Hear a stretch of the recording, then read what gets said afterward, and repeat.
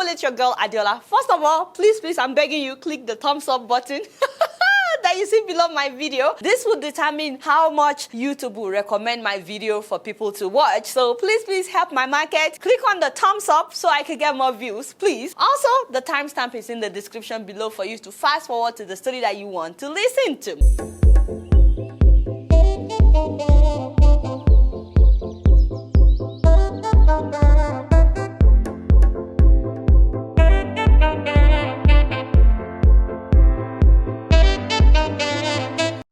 People, it's your girl Adiola. Please move closer, my people, because this matter is beyond the dictionary of my vernacular. I've been trying to put it in words, but there are no words. Is it true that the Nigerian government scammed us with the rice pyramid display? President Muhammadu Buhari joins state governors, captains of industry, traditional leaders, security chiefs, as well as the Rice Farmers Association at the Abuja International Trade Fair for the historic unveiling of the FCT Mega Rice Pyramids.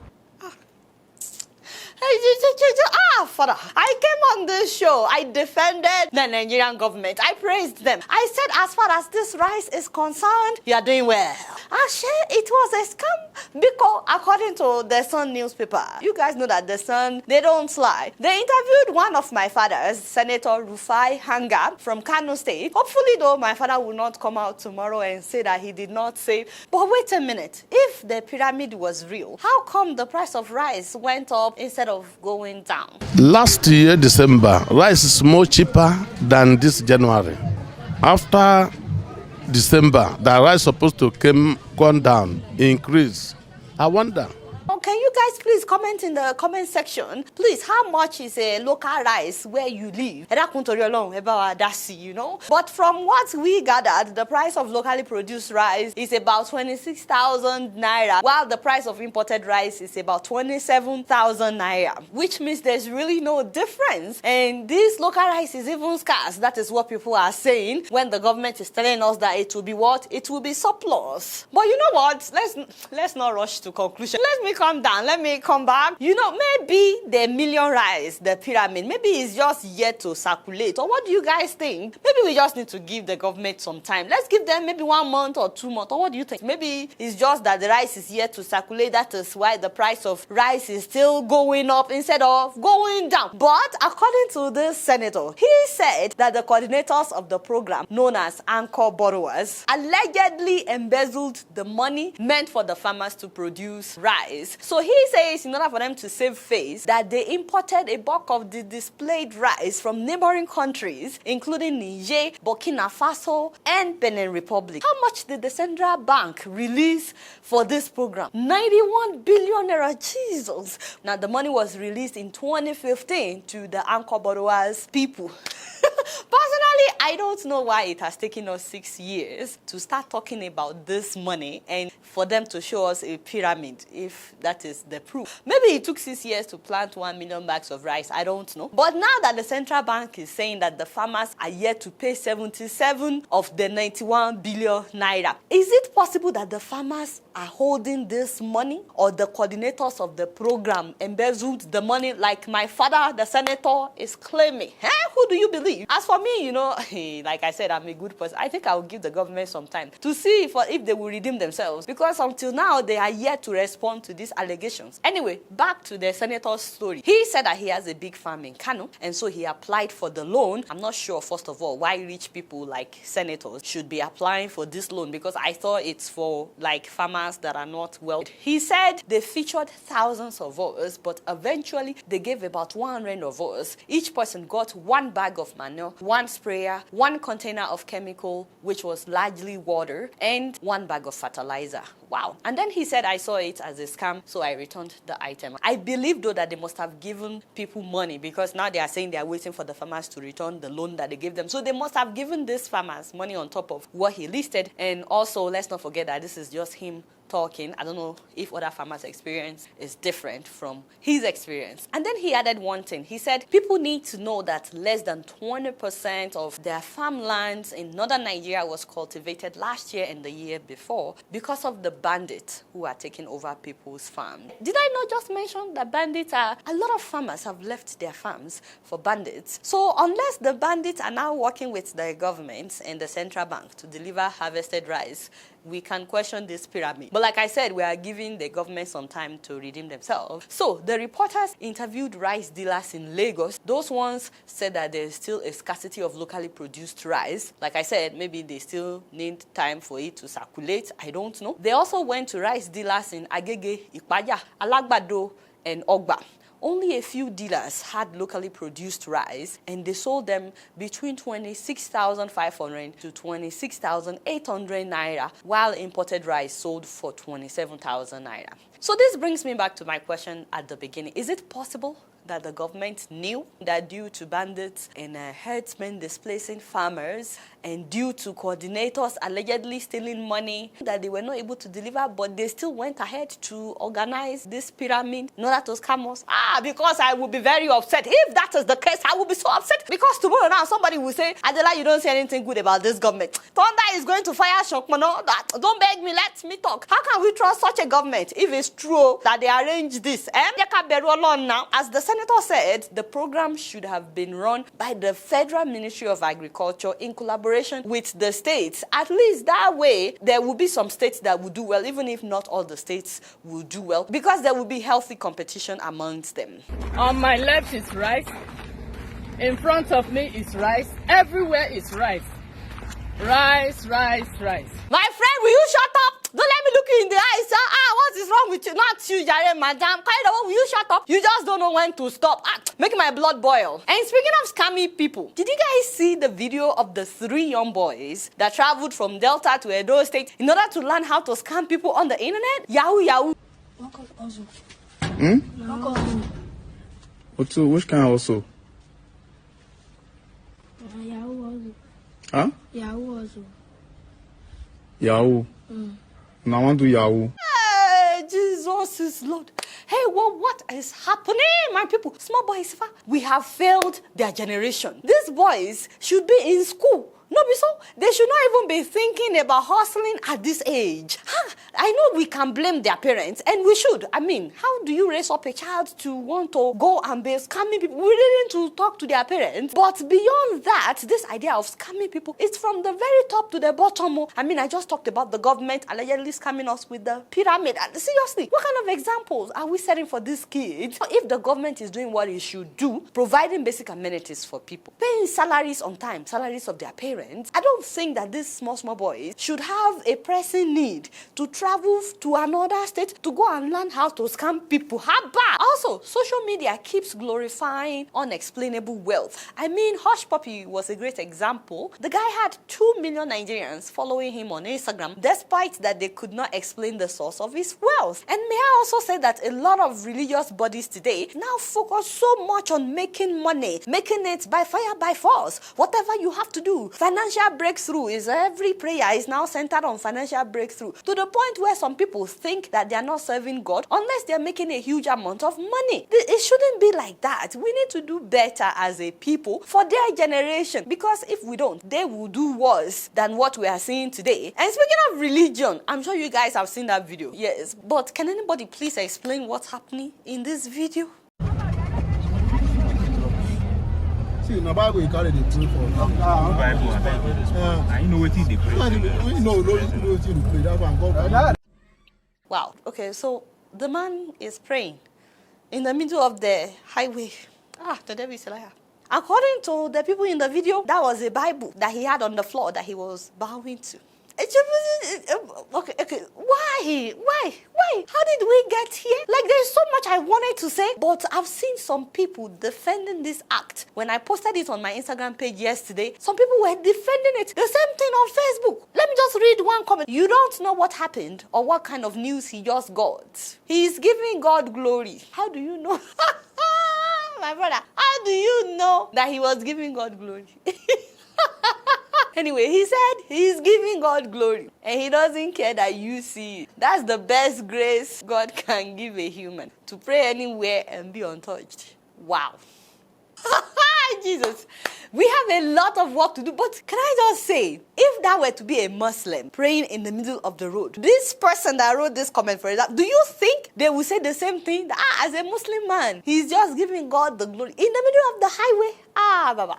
My people, God gave us brain for something. There's a reason he puts brain inside our head. Because it looks like many of us, we are not using it. He gave us common sense, but let me tell you, common sense is not what? It's not common. We need to start using this common sense. I think we need to do more in terms of mental health in Nigeria. Please, I'm not abusing the man before you start commenting. I'm just saying people are going through stuff in Nigeria. Whatever will push you to go in the middle of the road to say prayer, but this brother did not do well. You should have gone to a busier highway to pray where the cars are speeding left and right because the prayer may be answered much quicker. But I'm not going to say that because I'm a nice person. Why would you go to the middle of the road?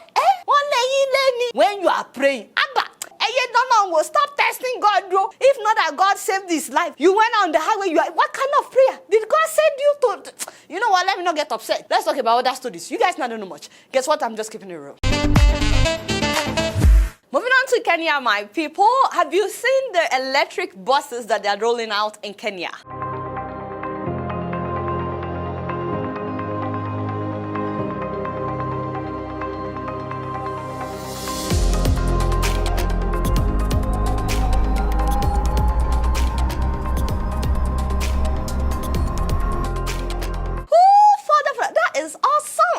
I'm so excited for you Kenyans. These buses have been made by a Swedish Kenyan company called OP Bus. This company was also the first company to make electric motorcycles in Kenya, which I think is genius.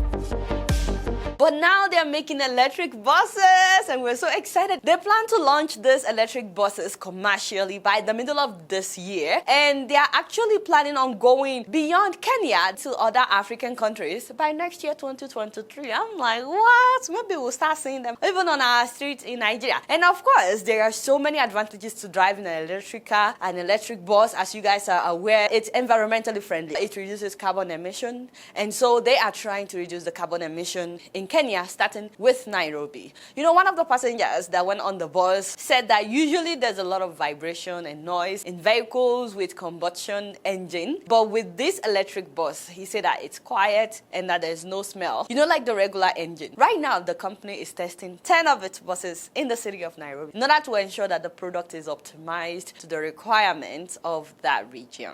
That's exciting. And so they will put out more vehicles by summertime. You know, my only problem is everywhere that I see this story being reported, Kenyan, seriously, they keep saying that this company is the first to introduce designed and made in Africa electric vehicles. And I'm like, Kenyans, how can you do that? How can you say that? You're not the only one in Africa. I've told you guys about the electric buses that they're making in Uganda, haven't I? Thank you very much. Yes, I did. And maybe you guys missed it because you're not following me on Instagram. But if you do, you would have seen the electric vehicle that we also made in Nigeria, designed and made in Nigeria at the Federal Polytechnic in Nekede, that is in Imo State. The vehicle is noiseless, has no engine, but powered by the solar panel and battery circuit.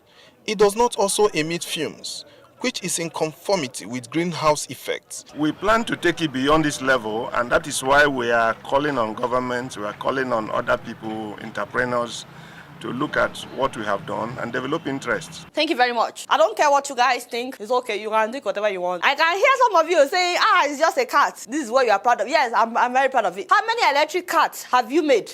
And so just because Kenya is doing it better, it doesn't mean that they are the first, is what I'm trying to say. We are the first. Maybe. I don't know. Anyway, of course, I don't want to go into that because we beat people anytime, any day. I don't want Kenyans to feel like they are beating us, even though they are beating us. I just don't give them that pleasure. Cut this out. Cut this out. Don't give them that pleasure of thinking that they are beating us. No, but seriously, Nigerians, can we please do the needful? Because it's becoming embarrassing. Let's also come up with something sophisticated. You know, maybe a flying car or something that would be really nice. Or not. I'm not talking about like Bosco design, but like a very nice design that would beat Elon Musk and all the Tesla and all these people. But maybe we need to start by working on electricity. Yes. Do you know that they have stable electricity in Kenya? When I went to Kenya like that, people were not even using power generator. I said, Jesus is Lord. So you don't need a power generator in your house if you are living in Kenya. Anyway, congratulations to Kenya. We are not talking about Kenya versus Nigeria. We just want to congratulate Kenyans. You guys now don't know much. Guess what? I'm just keeping it real. Moving on to Burkina Faso. First of all, what is going on with ECOWAS lately? I don't know. I'm trying to understand. How many countries have they suspended now? They sanctioned Mali. Thank you very much. They closed Mali's borders and they kicked out Burkina Faso from ECOWAS. And they've also sanctioned Guinea. Now, that's like 3 countries. My people, there is fire on the mountain.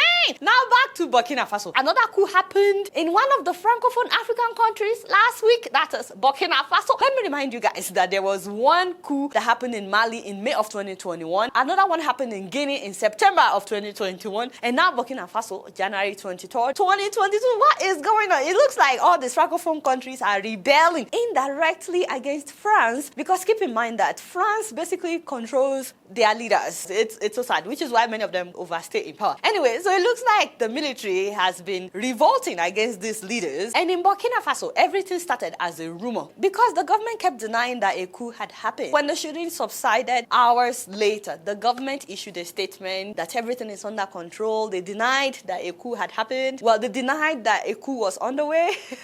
They insisted that they were fully in control. You see, why do African leaders like to lie is what I don't understand. You see, when a government tells you that they are fully in control, you should doubt it. Riot police officers fired tear gas in central Ouagadougou in order to prevent a crowd of young demonstrators that had gathered by that time. Police fired tear gas in Burkina Faso's capital on Saturday during a demonstration against the government's failure to stop a wave of violence by Islamist militants. Opponents of President Roch Kabore called for renewed protests in response to a recent surge of attacks in the West African country. Now, those demonstrators were calling for an ouster of President Christian Kabore. And then, of course, on Monday, soldiers announced on state TV, after 36 hours of uprising, they announced that they've taken over the government. And, of course, they arrested the president. So, contrary to what the government said, that they were in control, the military announced on TV that they had taken over. Now, as much as we don't support coups on this show, and we don't support dictators either, I'm just really glad that this particular coup was bloodless. Amen, somebody. So the military suspended the constitution. Later, they reinstated the constitution. They dissolved the government. They closed the borders. And it seems like the main reason for this coup is the uprising of the Islamist threat. Now, the soldiers are claiming that the change of government was necessary because the government so far has failed to protect them from the advance of the Islamist militants in the northern part of the country. They said that France also failed them in the fight against these Islamic terrorists, the jihadists, and now they're turning to Russia for help, especially the Wagner militia group. Now, you know that France has sent in its own troops since 2013 to help them fight the jihadists. But the people of Burkina Faso are saying that they feel like France's troop has not really helped them because more than 2,000 people have been killed by these jihadists since 2015. As a matter of fact, on January 31st, they literally gave the French ambassador, that is Joël Meyer, 72 hours to leave their country. That's how upset they are with France. Anyway, so the people are taking it up on France. So guess what happened? Days after the coup, ECOWAS suspended Burkina Faso. They kicked out Burkina Faso. And I'm like, wait, what just happened? I don't understand why they are suspending countries lately from ECOWAS, Francophone countries. But don't get me wrong, I'm not in support of dictatorship. I'm not saying that, dictators should continue. And I'm not in support of coups either because, from experience, some soldiers do worse than the dictators that they kicked out. Although the people are really happy that the military took over. As a matter of fact, there are videos of the people rejoicing, celebrating. Hundreds of people marched in Ouagadougou on Tuesday in support support for the soldiers who ousted President Roch-Marc Kabore a day earlier. The juntas closed borders, brought in a curfew and dissolved parliament and the government. But you know, this idea of suspending countries from ECOWAS, I'm not sure I understand it because there have been several coups in Africa and they usually don't suspend countries like that. Can you guys please weigh in on what's happening? Is that the best approach by ECOWAS? Also, so many Francophone speakers are insisting that France is the one influencing ECOWAS and making them kick out these countries because the soldiers there are rebelling against the presidents that are being controlled by France. So, do you guys believe this? Do you think that France is influencing ECOWAS or not? Let me know what you guys think in the comment section. Placards bearing anti-France slogans, the Malian flag, and even pro-Russian chants. After the fall of President Kabore, and with jihadis gaining ground in the country, some Burkinabés want to see a radical change to their country's current international partners. Like I said, they're celebrating, they're rejoicing, and also they like the idea of kicking out France. We want to be free. We don't want to die for nothing. We want to say bye-bye to France, and we want to stay with the Russians. What do you think about this? You guys know I don't know much. Guess what? I'm just keeping it real. So real quick, guys, I'm so excited to tell you that my very own uncle Tunde Laniran of Tunde Laniran Farms and of course his business partner, Mr. Aliyu Dangote, will be coming to join us live on this show on February 19th. And so I want to beg of you guys, if anybody is interested in investing in the farmlands, I've told you about the farm investment opportunities. If you're interested in that, please join us. We'll be live. It will be a video conversation. You guys will be able to join us with your videos and you can ask any questions that you'd like. Do not forget that he still has the best Gary undefeated. As far as I'm concerned, Tunde Laniran Gary is still the undefeated #1 Gary in the whole of Nigeria, the whole of West Africa, the whole of Africa. I'm sorry that I'm saying all this, even though Nigeria is not Africa. Africa is way more than Nigeria. I'm just trying to psych you guys up that his Gary is very, very good. You need to try it. By the way, Uncle Tunde sent me some dodoikire. My dodoikire is on the way to America right now as we speak. Oh, Father, I know I will have my dodoikire before the live session, just so I can do this to you guys and say, oh, you see, I have my dodoikire. You better go and try their dodoikire and their Gary. And more importantly, you have an opportunity to invest with his company, and he'll be coming on the live show for you to ask him questions. And you can read more about his investment opportunities before the live show. Everything is on their website. Please don't come on the show asking about things that are already spelled out on the website. So visit the website before then, get yourself educated about some things, and then you can ask questions. Lastly, I want to give a huge birthday shout out to 2 of our favorite viewers of this show. Woo, Fata. Ladies and gentlemen, please give it up for my 2 sisters. If you don't know them, let me introduce them to you guys. Hello,